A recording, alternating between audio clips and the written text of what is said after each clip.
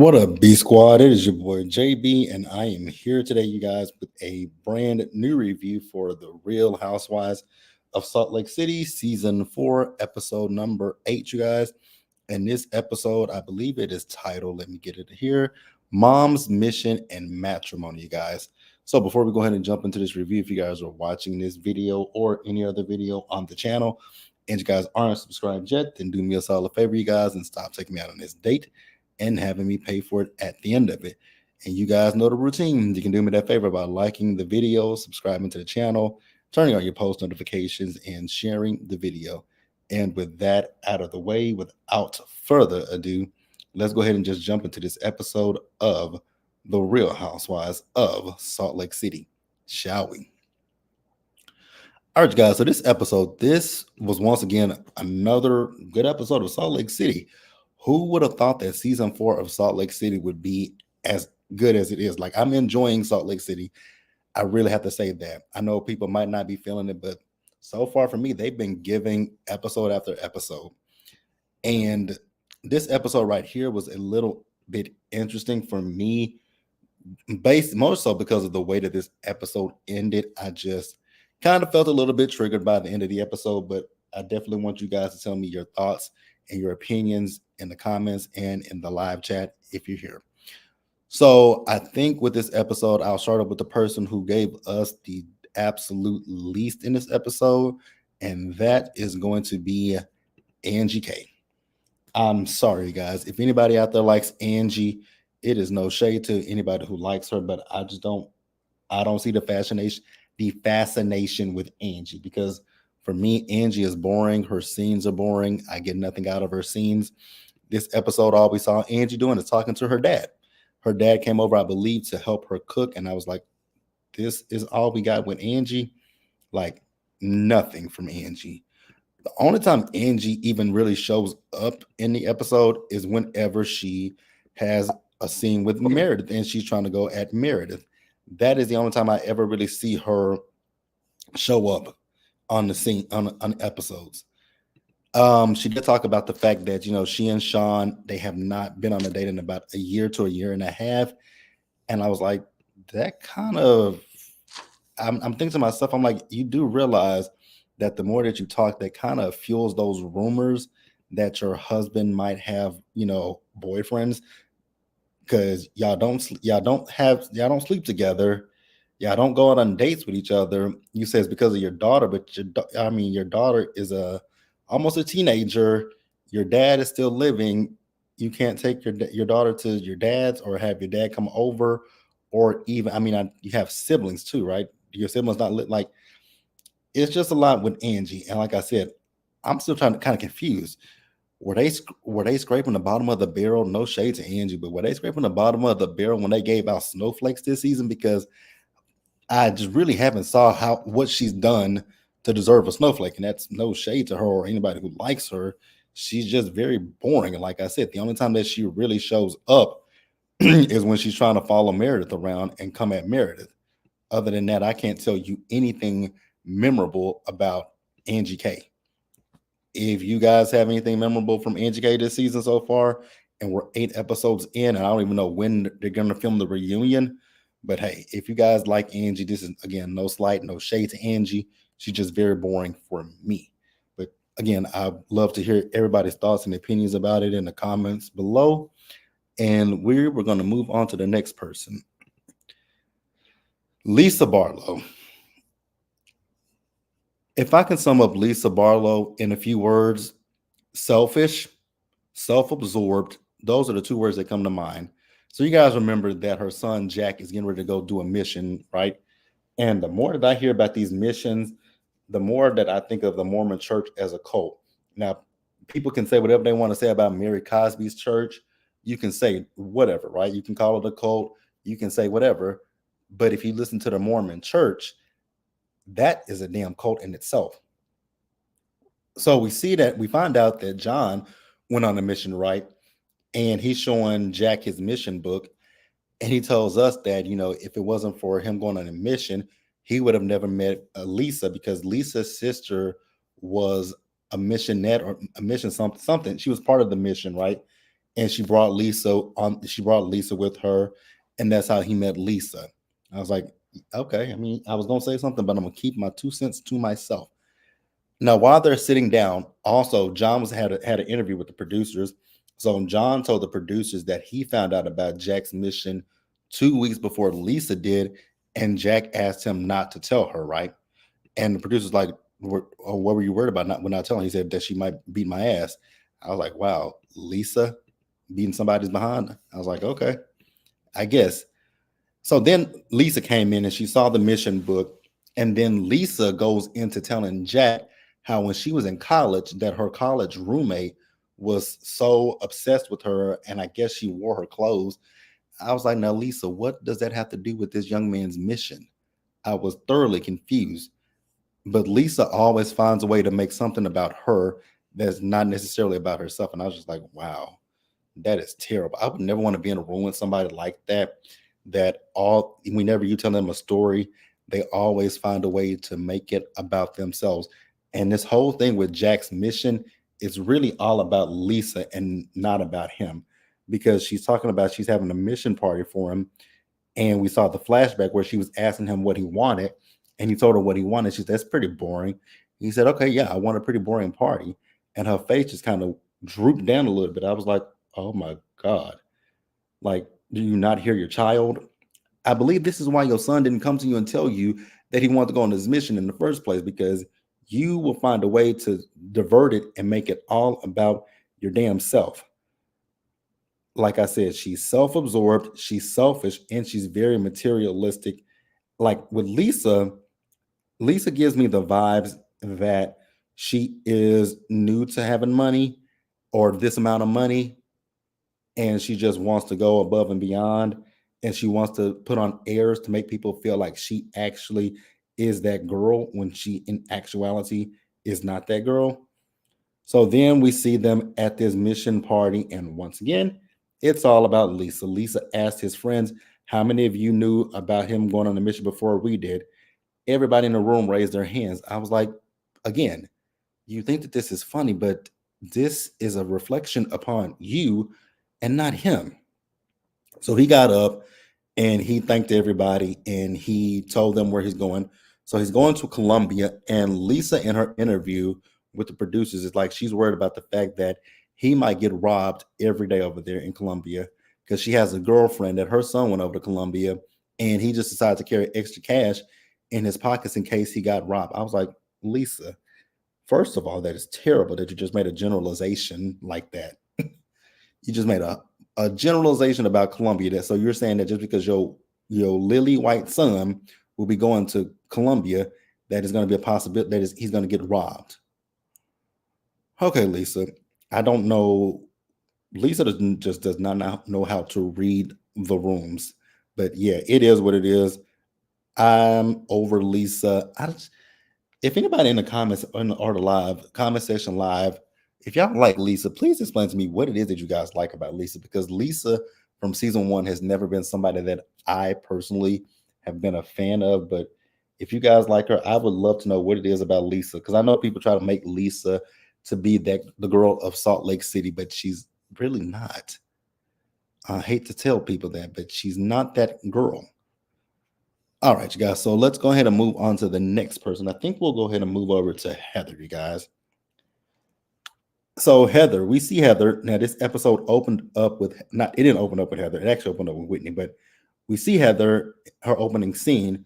We see her and Monica. So she and Monica, they went snowmobiling. So this is literally the next day after Angie K's Easter party, right? And Heather said that she felt bad about what happened when she saw Monica leaving out of the party with her daughters and no shoes on. And I know that Monica had posted on social media after that episode what happened with her.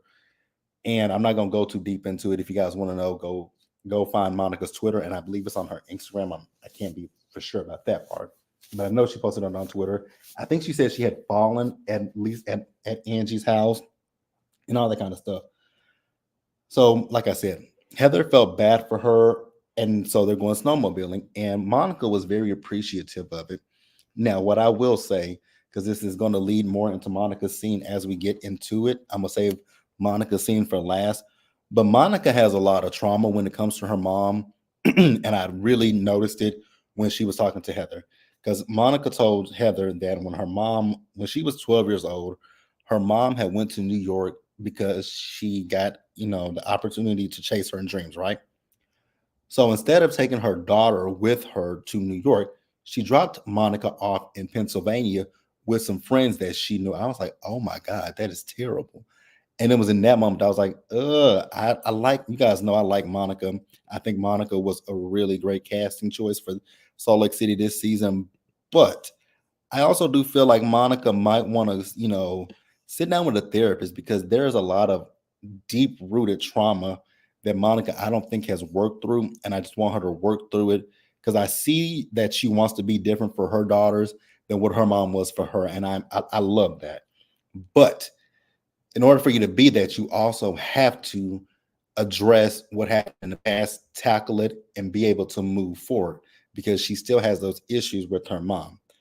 So after that, we see as Whitney, Heather, and Meredith and Monica, they went cross country skiing, right? So they did the cross country skiing and, they had fun with that. It looked a little slow and boring for me, but hey, it is what it is. So they did a little tailgating outside of Heather's car and they noticed Monica's car. And they're like, Monica, what happened to your car? She's like, oh, that's a rental. And so we find out that Monica's car, she pays the car note on it, but the car is in her mother's name. And so when her and her mom got into it at Angie K's event, her mom told her to bring her the car or else she would call and report the car stolen and have it picked up. I was like, wow, that is terrible. Like you would literally do that. Like you would report the car stolen when she has kids. So those are your grandchildren. And so you would be petty enough to call the cops and report that car stolen. And then if the cops pull her over with her kids in the car, that would make life so much difficult for she and her kids. Like, what kind of mother are you? I was just so confused listening to that. Oh God. Hey, Shayna, how are you doing today? Like, that was so terrible. Oh, I can imagine having you know what I said, I'm gonna stop talking so much about my personal business with my family, but I can imagine having a mother that terrible that would literally tell you that she will report the car stolen because y'all got into it. That's an ain't-ish parent. So Meredith is like, well, she feels like Monica should take back her control. I absolutely agree. Monica definitely needs to take back her control. And Meredith was like, get it, find it when it's a calming situation. I was like, I don't think that's gonna happen. I don't think that's gonna happen. So Whitney invited all the ladies to her daughter's 13th birthday, right? And Whitney had to tell Meredith that she has an issue with the fact that Meredith said that she would destroy Angie's marriage. Honestly, I don't care about that. I see Whitney for what she's doing. Whitney is stirring a pot, and I'm not necessarily upset about Whitney stirring a pot, but at this point, girl, we see what you're doing. It's obvious. And so Meredith had an issue with Whitney because when Meredith's car crashed into the snow, I guess Whitney drove by and didn't stop to check on her. And so when she found out that it was her, not Meredith, but Whitney was like, but I text you and asked you, were you okay? Couldn't be bothered to care. I'm glad that Meredith is okay, but I feel like we gonna, just drag a lot of things this season. Just drag them, drag them, drag them. But that's it for Heather. Let's go ahead and move on to Whitney, so because I got some other things to do, you guys. But again, this was a good episode. I want to get this done. I'm trying to get this done because tonight is a good night for me because Beverly Hills is on tonight and Real Housewives of Miami premieres tonight. So I will be. Oh God, I got a busy night. So Real Housewives of Miami is tonight. Beverly Hills, Married at First Sight, and then Sisters. Jesus, we're gonna get through them, you guys. We're gonna definitely get through these reviews. But let's get over to Whitney. So Whitney, we see her. She's talking to Justin, and she's telling Justin that she reached out to Mary so that she and Mary can sit down with each other and so she can clear the air with her, right? So she also told him about, Heather inviting her to cross country skiing. I've already talked about that. And then she and Justin talked about their daughter's birthday party, right? So he asked her, "Are we having a party on her birthday?" She said, "Yes." He says, "Well, that's not going to work for him because he has a work event that he has to go to." So he said, he asked her, "Could she do it the weekend before?" She said, "Okay, we can do it the weekend before, but I'm going to need you to be hands on deck, all hands on deck with me as well." She also asked him to set up a therapy session for them. And then we see her as she sat for dinner with Mary. The thing with Mary is just so rude to people. And I'm not talking about Whitney, I'm talking about the staff. She is so rude to the staff. God, I cannot deal with somebody like Mary. I could not deal with somebody like Mary. Mary is rude. Now, at one point, the young lady did waste some of the soup on Mary, and I got that Mary was a little upset about that, right? But accidents happen. Like, oh my God, Mary, Mary, Mary, Mary, Mary, Mary, Mary. I just don't. I like Mary, but I don't like the rude side of Mary. Now, when she talked to Whitney, Whitney did apologize to her for what had happened with their relationship, and Mary was like, she's not going to sit here and listen to this at all. I do know that Whitney told her that they missed her at Easter, and Mary said, "I didn't miss Easter." I was like, "Oh my God." So not Meredith, but Mary also told Whitney that she severed their relationship, and she severed it when she called both she and her husband predators, right? And I think Whitney was trying to apologize for that, but Mary, by that point, she was over it, and Mary just got up and got her food to go and left. I was like, "Oh, okay." I mean, I didn't have an issue with it. I didn't have an issue with that. I just don't like how she talks to the waitstaff. I'll tell you guys who Mary kind of reminds me of. She's a black version of Ramona. Mary is the black Ramona. That's what it is. I finally put two and two together. She reminds me of Ramona Singer. But yeah, Mary left that, and I don't know if they're gonna move forward or not. I do know that on social media, I know Whitney called Mary a bitch. I was like, "Oh, that's how you feel." I mean, it is what it is. So let's go ahead and wrap up the episode with Monica. Who, you guys, Monica. Monica's scene, this was a very triggering scene because you know, I don't know how I would have reacted in this particular moment with her mom. So she sat down with her mom, and when she sat down with her mom, when she got there, that woman was faking like she was crying. There were no tears in her mother's eyes. And so at one point, her mom, she was like, she asked her, did she have any aspirin and stuff like that? And she was trying to dab at her eyes, trying to pretend like she's wiping some tears away. And when she did that, Monica was asked the waiter, "Can I get a straw?" I was like, "Exactly." So it went downhill from there. Like, I just felt so bad for Monica.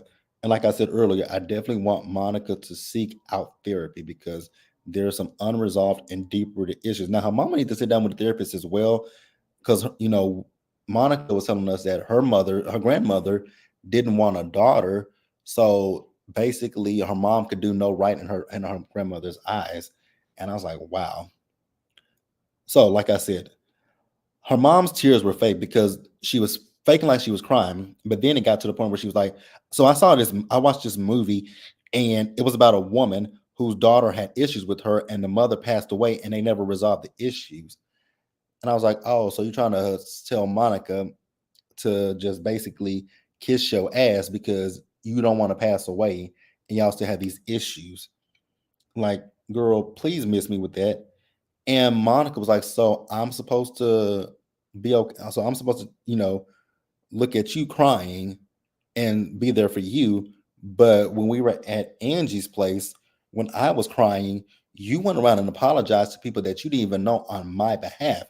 I was like, "You better let her know." I rise with Monica. Like, Monica is my girl. I really do like Monica. I truly like Monica. Um, So they started talking, right? And her mama started getting a little bit loud with her. And Monica told her mama, like, don't talk to me like that. Her mama said, I'm not gonna talk to you like I'm some kind of weak ass bitch. I was like, damn. She said, I'm not gonna talk to you like I'm some kind of a weak ass bitch. So then her mama started going, they started talking, it was a heated conversation.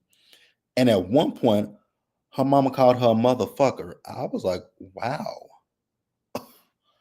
That was kind of and Monica said, did you call me a fucker? She said, no, I called you a motherfucker. I was like, rude. And like I said a few minutes ago, her mom's mom, Monica's grandmother didn't want her mother. And Monica feels that her mom didn't want her when she got pregnant with her. And like I said, I feel like Monica and her mom need to sit down for therapy individually.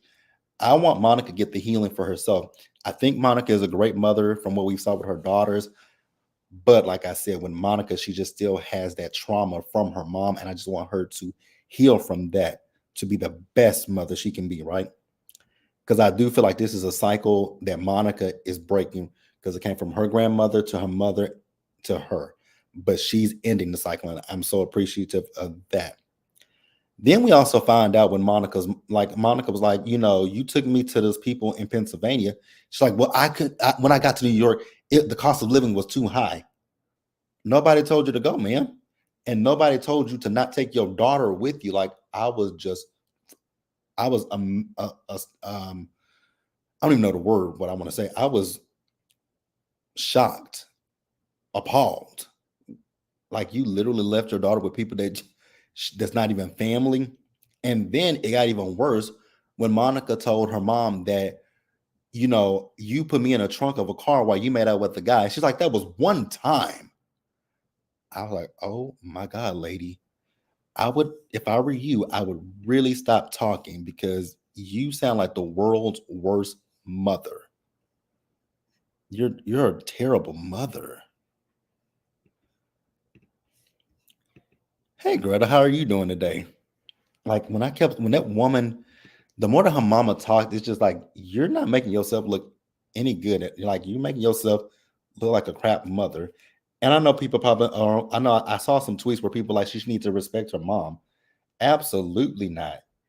Like I've had people say that to me when it comes to my biological mother, where when we weren't in the best of places, people be like, well, that's your mom, so you need to respect her. No, respect is a two-way street. I don't care who you are. You don't get to disrespect me and then feel like I have to respect you because you gave birth to me or anything like that. That's not how it works.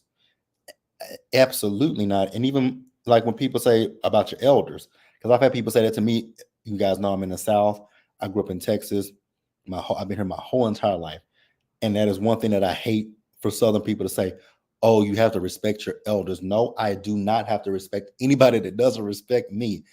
And that's what used to get me in trouble in school a lot. Because I used to have teachers who would disrespect me. And I had one teacher in particular, she would disrespect me. She would call me she would call me the wrong name. And I'm telling her that's not, well, she would call me by my last name. She would call me by my last name. I would tell her, ma'am, can you call me by my first name? And she would like, she would try to tell me that I have to be respectful of her. Like, no, if you're gonna disrespect me when I'm asking you, telling you what I want you to call me by, then I'll have no respect for you. Like, I just don't agree with people who feel like just because you're older than someone that you have to respect them. That's not how life works. Absolutely not. Greta says, I've been saying Linda ain't ish. She is. That woman is terrible. And I did see last night on Twitter that she was trying to defend it, but man, there is no defending being a shitty parent to your daughter. Absolutely not. But yeah, you guys, Salt Lake City, great episode. I really thought it was a good episode, but the stuff with Monica was just very triggering. But I definitely do want you guys to tell me what you guys thought about it in the comments and in the live chat. And that is going to wrap it up for me, you guys. So, like I said earlier, I will see you guys later tonight for the season premiere of The Real Housewives of Miami, episode 2 of Beverly Hills, Unfortunately Sisters, and then I'll see you guys tomorrow for what's tomorrow? Well, Married at First Sight is tonight, but I'm gonna go live tomorrow for Married at First Sight. So I'll see you guys for all of that, and then I'm thinking tomorrow I'm gonna do a pre-recorded video of the last 2 episodes of The Golden Bachelor, so that way when we get to tomorrow's episode, I can go live on Friday and we'll be caught up. But I'll catch you guys in the next one, you guys. Stay safe out there. Take care of yourselves. Wash your hands and be blessed. And I'll see you guys in the next one, you guys. Bye, guys.